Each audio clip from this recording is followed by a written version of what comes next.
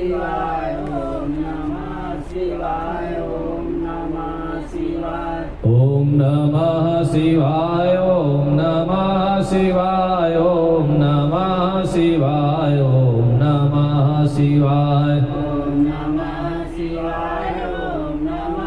शिवाय ओम नमः शिवाय ओम नमः शिवाय ओम नमः शिवाय ओम नमः शिवाय ओम नमः शिवाय ओम नमः शिवाय ओम नमः शिवाय ओम नमः शिवाय ओम नमः शिवाय ओम नमः शिवाय ओम नमः शिवाय। बोले ओंकारेश्वर भगवान की। इस प्रकार से जो है भगवान भोलेनाथ अलकापुरी के समीप कैलाश पर्वत पर निवास करने लगे। अब जब जो है भोलेनाथ अपने उत्तम धाम को चले गए, कुबेर जी विचार करते हैं कि ब्रह्मा जी के ललाट से जिनका प्रादुर्भाव हुआ है, जो प्रलय का कार्य करते हैं, वो रुद्र ही मेरा कल्याण करने वाले हैं और उनकी कृपा के द्वारा ही मुझे ये मिला है। शिव जी का चिंतन कर रहे हैं कुबेर जी। उधर शिव जी जो भाई अपनी लीला करने के लिए चिंतन कर रहे हैं, उन्होंने जो है कैलाश पर्वत की ओर जो प्रस्थान किया है, रास्ते में डमरू बजाने लगे। डमरू की ऐसी ध्वनि बजी कि तीनों लोकों में डमरू निनाद सुनाई देने लगा। कहते हैं ब्रह्मा जी कहते हैं उस ध्वनि को सुन करके मैं और विष्णु सभी देवता ऋषि सब दौड़ करके वहीं पहुंच गए और सब लोग बड़े उत्साहित हैं। भगवान शिव के जितने पार्षद हैं, गण हैं, सब वहां पहुंच गए। ब्रह्मा जी ने वहां आए हुए सभी गणों का परिचय दिया भोलेनाथ से और सभी देवताओं का परिचय देते हैं। तो भगवान शिव ने कहा देखिए मैं अपना निवास स्थान बदल रहा हूँ, अब मैं शिवपुरी छोड़ करके कैलाशपुरी जा रहा हूँ। तो विश्वकर्मा को आज्ञा दी कि वहाँ जो है हमारे भक्तों के रहने के लिए सुंदर सुंदर आवास तैयार कर दें। विश्वकर्मा जी ने भगवान शिव की आज्ञा के अनुसार सुंदर सुंदर भवन वहाँ पर बना दिए और भगवान विष्णु के साथ आज शिव जी प्रसन्नता पूर्वक कैलाश पर्वत पर आ जाते हैं। उत्तम मुहूर्त में अपने घर में प्रवेश करते हैं और सबको आनंदित करते हैं। देवता, सिद्ध, मुनि, विष्णु, ब्रह्मा सब ने उनके अभिषेक किया, सब ने उनको भेंट दिया और बड़ी सुंदर सुंदर लोगों ने भगवान भोलेनाथ की आरती उतारी है। आकाश से फूलों की वर्षा हो रही है, सब तरफ जय जयकार हो रही है, बड़ा उत्साह फैला हुआ है। पूरी धराधाम, पूरा ब्रह्मांड आज भगवान के भोलेनाथ के द्वारा कैलाश पर्वत पर विराजमान होने के कैलाश का सम्मान करने को लेकर के सब लोग आनंदित हैं। भगवान शिव आज बड़ी शोभा पा रहे हैं। सब लोग बारी बारी से अलग अलग से भगवान की स्तुति करते हैं, भगवान सबको आशीर्वाद देते हैं। फिर सब लोग भगवान शिव की आज्ञा से अपने अपने स्थान को चले गए। वह भगवान शंभु पर्वत राज कैलाश पर निवास करने लगे और अभी उनका विवाह नहीं हुआ है। कुछ दिनों के बाद दक्ष कन्या के द्वारा उनका विवाह हुआ। तो दक्ष कुमारी सती के साथ कैलाश पर्वत पर आनंद का वो अनुभव करने लगे। इस प्रकार से सूत जी कहते हैं ऋषियों, मैंने तुमने रुद्र के अवतार का वर्णन किया, कैलाश पर उनके आगमन की कथा सुनाई, कुबेर के साथ मित्रता का प्रसंग बनाया और ये सब कथा को जो सुनते हैं अथवा पढ़ते हैं उनको इस लोक परलोक दोनों में ही कल्याण हो जाता है। आगे एक बार प्रजापतियों ने एक बड़े यज्ञ का आयोजन किया। उस यज्ञ में बड़े बड़े ऋषि मुनि, अग्नि और सब देवता अपने अपने अनुयायियों के साथ, अपने अपने शिष्यों के साथ सब लोग आए। उस यज्ञ में प्रजापति दक्ष प्रजापति हैं, वो भी वहां पर आए हैं। प्रजापति जैसे उस यज्ञ में पहुंचे दक्ष जी, सब लोग उठ करके खड़े हो गए और वहां त्रिदेव भी थे, ब्रह्मा विष्णु शंकर। विष्णु ने थे, ब्रह्मा थे और शंकर जी थे। तो ब्रह्मा उठ करके खड़े नहीं हुए। और शंकर जी जो कि हमेशा भगवान के ध्यान में रहते हैं, तो कभी आंख खोल के देखते ही नहीं रहे कौन आ रहा है कौन जा रहा है। वो तो अपने तपस्या में अपने साधना में लीन रहते हैं। थोड़ा भी समय मिला तो अंतर्मुख हो जाते हैं। तो उनको पता ही नहीं लगा कौन आया कौन गया। तो जब देखा ही नहीं तो काहे को उठ के खड़े हों। तो ब्रह्मा और जो है शिव को छोड़ करके बाकी सारे लोग उठ करके खड़े हुए, उनका सम्मान किया। दक्ष ने देखा है 2 लोग नहीं खड़े हुए, कोई बात नहीं, क्योंकि ब्रह्मा तो भाई सबके पितामह है, संसार के पितामह है, लोक पितामह है। लेकिन ये मेरा दामाद शिव क्यों नहीं खड़ा हुआ? इसको तो अपने ससुर के सम्मान के लिए खड़ा होना चाहिए था। शिव जी क्यों नहीं खड़े हुए? और उसी के पीछे उसका पूरा दिमाग लग गया। शिव क्यों भगवान नारायण का ध्यान कर रहे थे, उनका नाम ही है, हमेशा भगवान नारायण का ध्यान करते रहते हैं। शिव को पता ही नहीं चला कि सभा में कौन आया और कौन गया। आदमी जब ध्यान में होता है कहते नहीं मैं ध्यान नहीं था उधर, मेरा ध्यान कहीं अलग था। जहाँ जिसका ध्यान था उसको वहीं दिखाई देता है। सामने से आदमी गुजर जाए उसको पता ही नहीं लगता कौन आया कौन गया। लेकिन दक्ष को बड़ा कष्ट है कि शिव जी खड़े नहीं हुए, बड़ा बुरा लगा, क्रोधित हो गया, उल्टा सीधा बोला। ऐसा लगा अभी शिव जी के साथ 2-2 हाथ कर लेगा। या आंखों के अगर ऐसी अग्नि होती तो आंख से ही जला देता। फिर सभा में दक्ष ने कहा मैं बहुत सोच समझ करके इस बात को कह रहा हूं, मेरी कोई ईर्ष्या इससे नहीं है। ये जो शिव है इसके साथ मैंने अपनी पुत्री का विवाह किया है। ये तो लोकपालों के जस को नष्ट करने वाला है। इसने शपथ ली थी विवाह के समय कि मैं आपके परिजनों का सम्मान करूंगा। फेरों के समय जब विवाह होता है तो हम लोग एक शपथ लेते हैं, वहां पर वचन भराए जाते हैं। कन्या कहती कि आज से हमारा और हमारे परिजनों का आप सम्मान करना, और वर भी कहता हमारा हमारे परिजनों का आप सम्मान करना। इसने शपथ का त्याग कर दिया। अरे जब इसका हमारी बेटी से विवाह हुआ तो एक तरह से मेरा शिष्य तो हो गया। शिष्य होने का मतलब होता है कि मुझसे छोटा है, हम इसको उपदेश भी दे सकते हैं और सलाह भी दे सकते हैं, आदेश भी कर सकते हैं। देखिए बंदर की तरह आंखें जो है मिमिया रहा, आंखें मिचमिचा रहा है बंदर की तरह। मैंने बहुत बड़ी गलती की जो अपनी लड़की का विवाह इसके साथ कर दिया। लेकिन मैं क्या करता, जैसा पितामह ने कहा मुझे करना ही पड़ा। अब तो कुछ हो भी नहीं सकता, अब जो हुआ सो हुआ। अरे मैं आया तो इसको उठ करके खड़ा होना चाहिए था, सम्मान करना चाहिए था, प्रणाम करना चाहिए था, सत्कार करना चाहिए था। इसने कुछ नहीं किया। यह अपमृत है, कर्म भ्रष्ट है, शमशान में रहता है, भूत पिशाचों के साथ रहते रहते इसकी बुद्धि उड़ गई है, किसी लायक नहीं रहा। दक्ष भगवान की जो है निंदा करने लगता है, निंदा करने लगता है और कहता है ये शमशान में रहने वाला ये किसी लायक नहीं है। इस प्रकार से उल्टा सीधा कहा। शिव बेचारे चुपचाप बैठे, कुछ बोलते नहीं।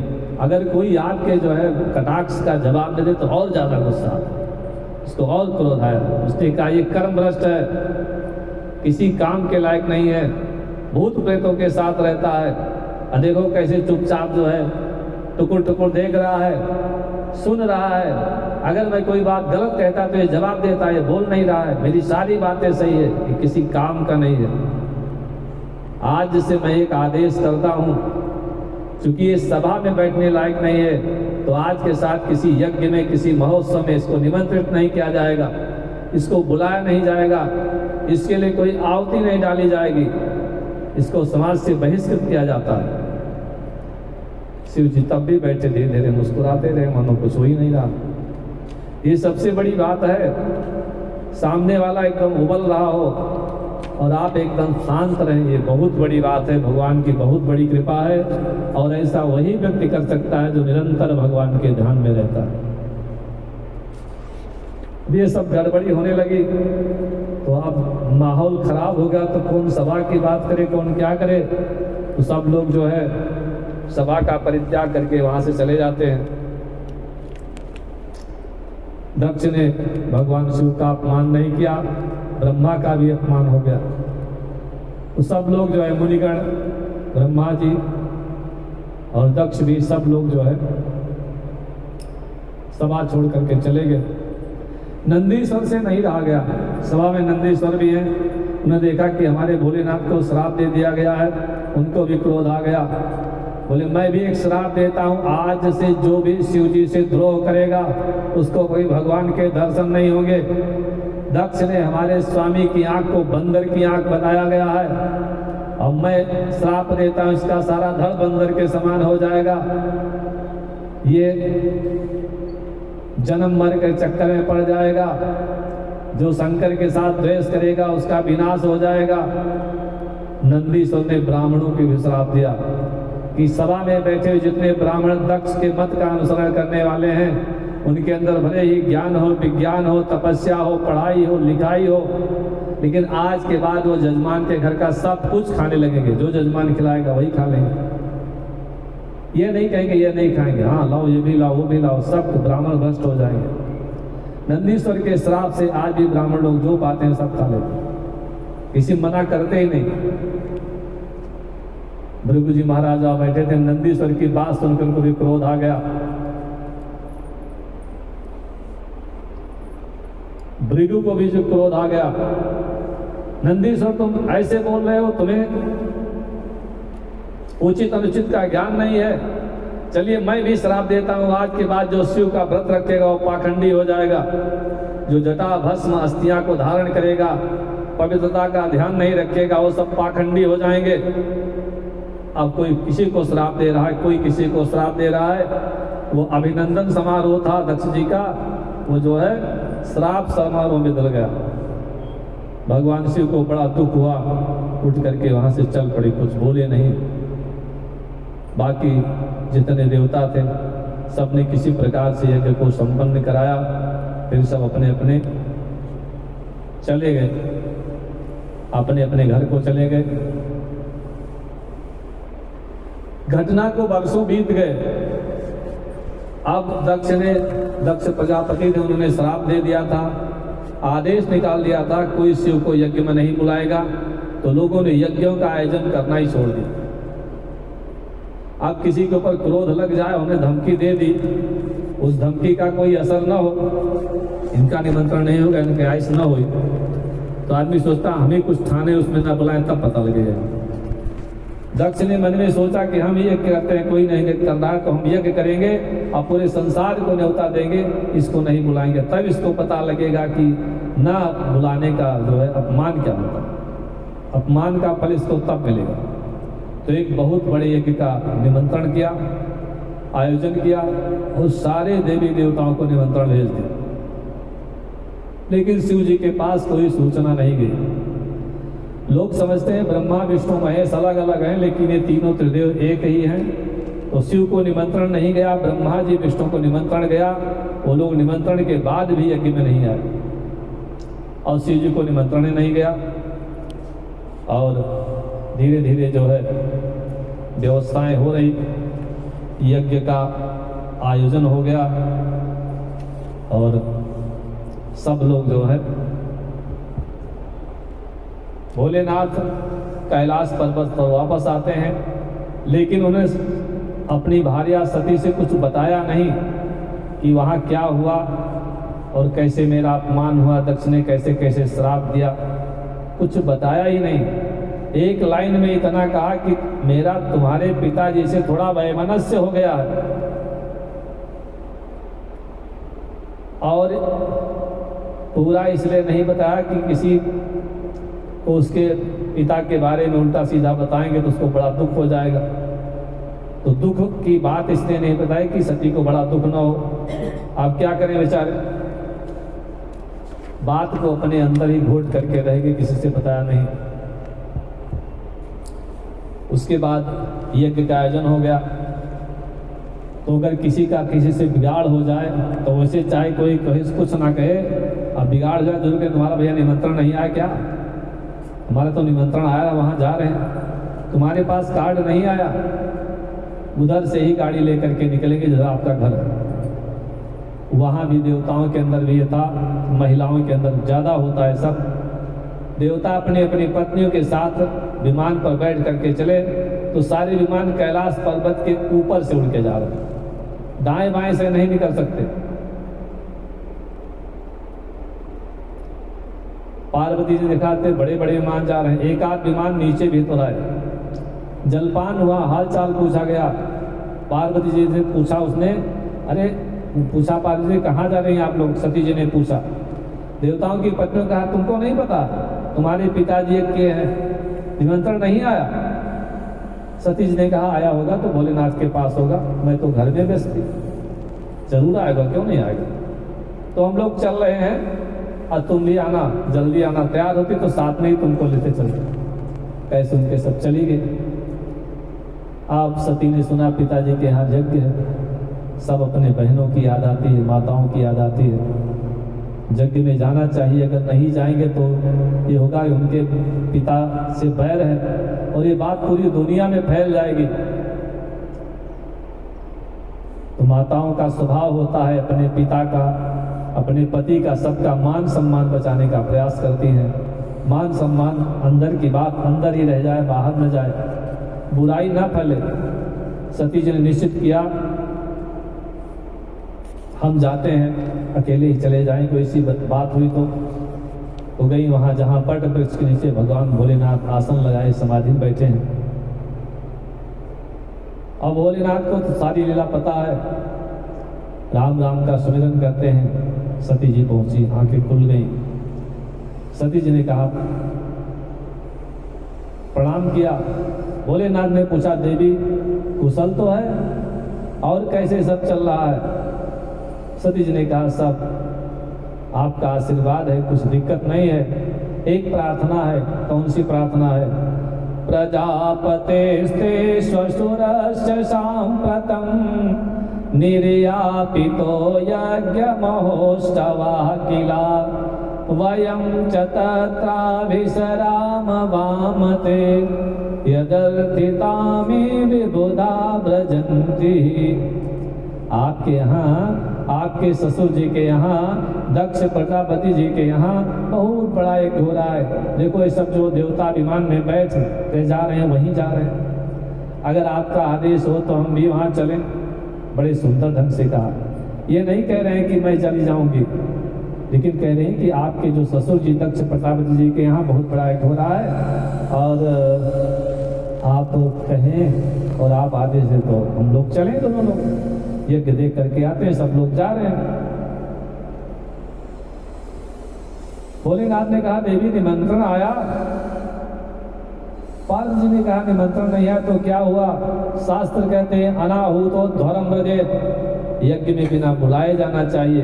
कहीं कथा हो रही हो किसी और कहीं जो यज्ञ हो रहा है तो बिना बुलाए जा सकते हैं। शंकर जी ने कहा देवी ये बात नहीं, संसार है, इसमें किसी के घर विवाह होगा, किसी के घर कोई मर गया होगा, कहीं के यज्ञ हो रहा होगा, कहीं कथा चल रही होगी, कहीं लड़ाई झगड़ा चल रहा होगा। इस संसार में नाना प्रकार के सुख दुख सब ही ऐसे चलते रहते हैं। हम दोनों के तो असली माता पिता भगवान नारायण हैं, हमारे पास तो कोई निमंत्रण भी नहीं आया तो वहाँ जाने की कोई बात तो बनती नहीं। सती ने कहा ऐसा नहीं है, लड़की को चाहिए कि माता पिता के घर बिना बुलाए चले जाना चाहिए। माता पिता गुरु प्रभु के बानी बिनहि विचार करिए शुभ जानी। शंकर जी ने कहा तुम्हारी बात सही है देवी, लेकिन अगर कोई बैर वाला मामला हो, वहाँ कोई बुराई होने वाली हो, विरोध होने वाला हो तो नहीं जाना चाहिए।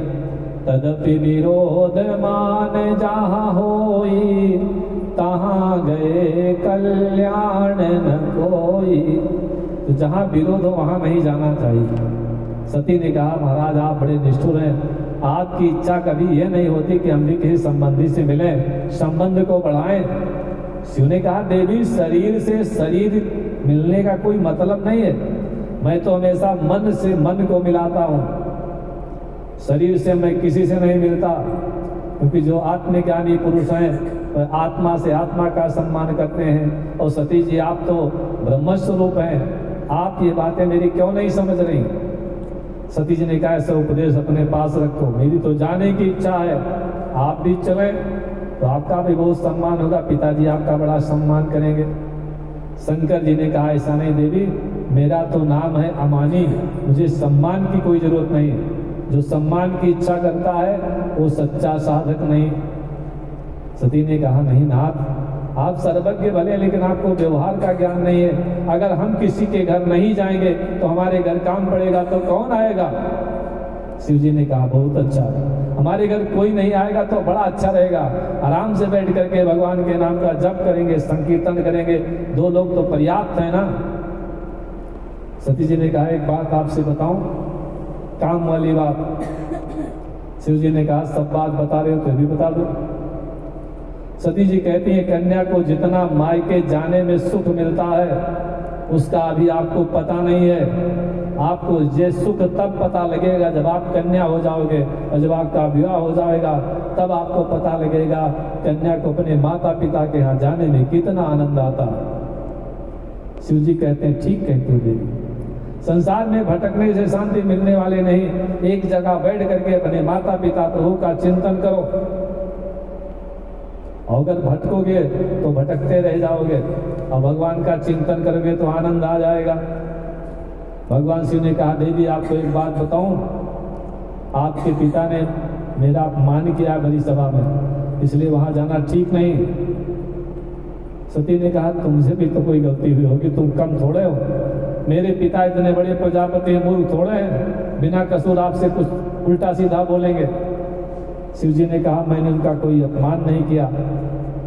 आज भगवान शिव जी ने वो बात सती जी को बता दी जो वर्षों पुरानी बात थी, अभी तक नहीं बताए थे, सोचे थे बताएंगे तो उनको दुख होगा, लेकिन आज देखा आज बता देना बहुत आवश्यक है। पूरी बात को सुन करके सती जी ने कहा तो महाराज फिर आपने उठ करके मेरे पिता का सम्मान क्यों नहीं किया? शिव जी ने कहा मैंने आपके पिता का मन से सम्मान किया था, मैं कभी किसी का मन से भी अपमान नहीं करता हूं। सती जी ने कहा वेदांत न सिखाओ महाराज, मेरे पिता के अंतःकरण में जो भगवान विराजमान थे उनको आपने प्रणाम किया था मन से, तो मेरे पिताजी को क्या मालूम आपने किसको प्रणाम किया किसको नहीं किया। ये सब बात छोड़ो और सीधे सीधे करो, चलना जरूरी है। शिव जी ने कहा देवी तुम ठीक कहती हो, मेरे मन में तो कोई बात नहीं, मैं तो भूल गया, लेकिन तुम्हारे पिता आज तक इस बात को भूले नहीं। अगर वो भूल गए होते तो एक चिट्ठी निमंत्रण की जरूर आती। इसलिए मेरा यही कहना है कि तुम वहां मत जाओ, वहां जाना ठीक नहीं है, क्योंकि अब जाओगी तो वहां आपका अपमान हो जाएगा। और आपने हमेशा सम्मान की इच्छा की है देवी, आप अपमान बर्दाश्त नहीं कर पाओगी, वहां मत जाओ। अगर तुम वहां गई तो कुछ ना कुछ अनर्थ जरूर हो जाएगा। अरे हम दोनों लोग यहाँ कितने सुखी हैं, कैसे भगवान का भजन करते हैं, कितना बढ़िया भोजन पाते हैं, सत्संग करते हैं, वहां जाने की क्या जरूरत? बहुत समझाया लेकिन सती के समझ में नहीं आया, क्योंकि जो भविष्य में होने वाला है उसे कोई टाल नहीं सकता। समझाया बुझाया सती नहीं मानी। भगवान से मौन हो गए, बोली मैं जाऊंगी तुम मर्जी जाओ मर्जी न जाओ। तो नंदीश्वर को साथ किया, कुछ गण दे दिए, सम्मान पूर्वक लेके जाना और सम्मान पूर्वक वापस लेकर के आना।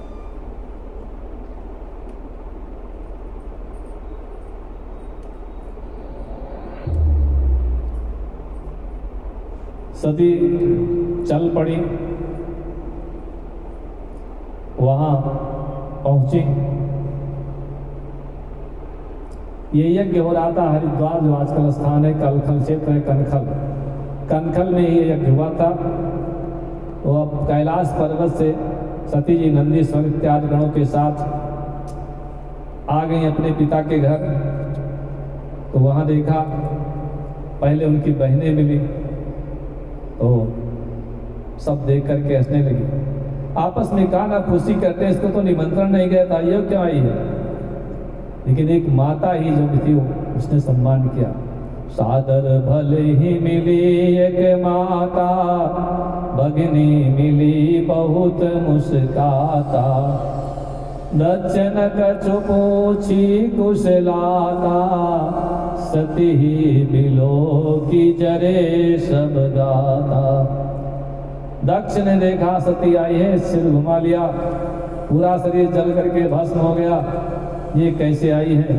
माता ने कहा बिटिया बैठो, जलपान करो। उसने कहा नहीं अम्मा, जलपान करेंगे, पहले थोड़ा यज्ञ भगवान को प्रणाम करके आते हैं। मन में तो एक कचोट लगी हुई थी, भाग करके यज्ञशाला में जाती हैं, वहां देखा सभी देवताओं के वहां स्थान बने हुए हैं, लेकिन भगवान शिव के लिए कोई स्थान निर्धारित नहीं है। तो सती ने देखा तो सबसे कठिन जाति और माना, अपने पति का अपमान हो जाए तो पत्नी बर्दाश्त नहीं कर सकती। क्रोध आ गया, जोर से कहने लगी अरे संसार के लोगों सुन लो, ये हमारा पिता कैसा है, मेरे पति शंकर से बढ़ के त्रैलोक्य में कोई नहीं है, वही सबसे बड़े हैं। उन्होंने आज तक किसी से न बैर किया न किसी से कोई प्रेम किया।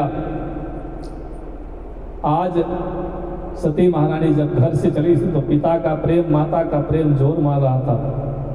पिता माता से मिलना है, बड़ी खुशी थी, लेकिन आज जब पिता के पास पहुंच गई तो पति का प्रेम जोर कर रहा है। पति का अपमान क्यों हुआ, बर्दाश्त से बाहर है। सती जी कहती हमारे भोलेनाथ कभी किसी से बैर नहीं करते, सबकी आत्मा है, लेकिन तुम लोग उनसे बैर करते हो, तुम लोग बड़े दुष्ट हो। दुष्टों का लक्षण है कि वो संत से बैर करता है, वो संत किसी से बैर नहीं करता। भगवान शिव संत हैं, साधु हैं, तुम लोग उनसे बैर करते हो, तुम्हारा कल्याण होने वाला नहीं। मैं बेकार में यहाँ में आई और यहाँ आकर के जो मैंने देखा, जो भोलेनाथ ने मुझसे पहले ही बता दिया था, वही सब यहाँ दिखाई दे रहा है। इसलिए मैं तुम्हारे जैसे शिव निंदक से, दक्ष से बोलते हैं तुम्हारे जैसे शिव की निंदा करने वाले से जो मेरा शरीर पैदा हुआ है, इस शरीर को मैं धारण नहीं करूंगी। क्योंकि महापुरुष लोग कहते हैं कि अगर गलती से कोई अशुद्ध वस्तु जहर इत्यादि खा लिया जाए तो उल्टी करके शरीर में से निकाल देना चाहिए। और तुमने मेरे पति शंकर की निंदा की, वो तो आत्म काम है, संत हैं, संसार के कल्याण करने वाले हैं। दक्ष से सती ने प्रश्न किया, अच्छा चलो पिता कहना छोड़ दिया, दक्ष जी बताओ तुम धर्मात्मा बहुत बड़े हो, लेकिन जो सिद्धियां हमारे शंकर जी में है, भोलेनाथ में है, जो चमत्कार उनके अंदर है, क्या तुम्हारे अंदर है? तुम्हारे संबंध से तो मुझे लज्जा आ रही है कि तुमने एक सत्पुरुष का अपमान किया है। अब मैं कैलाश अगर जाऊंगी तो मुझसे मेरे पति क्या कहेंगे, हे दक्ष कुमारी इधर आओ, मुझे कितना दुख होगा, इसलिए अब मैं ये शरीर धारण नहीं करूंगी। ऐसा कहा करके सती जी ने उत्तर की ओर मुख किया, यज्ञ भूमि में जा करके एक ओर बैठ गई। प्राणायाम के द्वारा नाभि चक्र से प्राण और अपान को स्थिर करते हैं। उदान वायु को उठा करके दोनों भौहों के बीच में ले गई। वायु और अग्नि की धारणा करके तत्काल अपने पति देव के चरणों का चिंतन करते हैं और समाधि रूपी अग्नि में प्रज्वलित करके अपने शरीर को भस्म कर दिया। योगाग्नि में जो है उन्होंने अपने शरीर को जला दिया, आत्महत्या नहीं की, योग के द्वारा शरीर को छोड़ दिया। लोग कहने लगे, वहां जो बैठे थे, दक्ष ने अपनी पुत्री का तिरस्कार किया, जिसके कारण वो मर गई। दक्ष को कलंक लग गया पुत्री हत्या का। भगवान के जो पार्षद साथ में थे उनसे सती का ये जो है अद्भुत चरित्र देखा नहीं गया। अस्त्र शस्त्र लेकर के दक्ष को मारने के लिए उठ खड़े हुए। जैसे वो आक्रमण करने के लिए दौड़े, महाराज भृगु ने यज्ञ में विघ्न डालने वाले लोगों का नाश करने के लिए दिव्य मंत्रों को बोलते हुए आहुति प्रदान की, जिसके द्वारा यज्ञ कुंड से ऋभु नाम के हजारों देवता प्रकट हो गए। उन्होंने अपनी तपस्या के प्रभाव से चंद्रलोक प्राप्त किया था। ऐसे उन ब्रह्म तेज संपन्न देवताओं ने जलती हुई यज्ञ कुंड की लकड़ियां उठाई और मार मार के सारे शंकर जी के गणों को इधर उधर भगा दिया। सारे गण भाग गए। गण भाग करके चले गए कैलाश पर्वत की ओर। इधर नारद जी को पता चला कि इतना बड़ा अत्याचार हो गया है, तो नारद जी ने बीड़ा उठाई, हरि गुण गाते बीड़ा बजाते कैलाश पर्वत की ओर चल पड़े। हम लोग भी नारद जी के साथ संकीर्तन करते हैं, नारायण का भजन करते हैं। इसके आगे कथा हम लोग कल सुनेंगे। बोलो श्रीमन नारायण नारायण नारायण,